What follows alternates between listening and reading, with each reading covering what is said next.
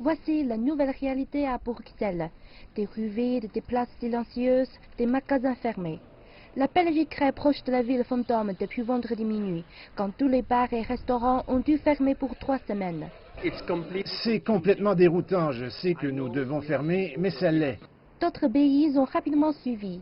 Restaurants, cafés, cinémas, écoles et la majorité des magasins en France, Espagne, Irlande et Autriche sont maintenant fermés.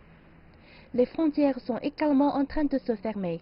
L'Allemagne a fermé ses frontières avec la France, l'Autriche et la Suisse lundi. Le Danemark, la Pologne, la Norvège et la République tchèque, pour ne citer qu'elles ont également mis en place des contrôles aux frontières.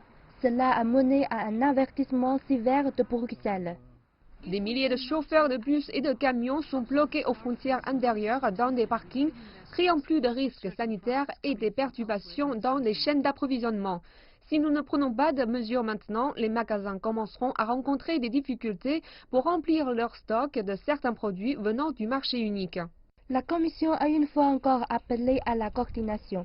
La présidente Ursula von der Leyen a également mis en place des restrictions strictes sur les exportations d'équipements de protection, comme les masques pour les pays qui ne font pas partie de l'UE.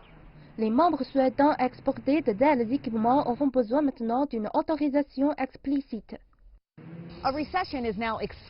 Une récession en Europe est maintenant attendue. La Commission dit que l'épidémie pourrait réduire 2,5 points de pourcentage de PIB réel.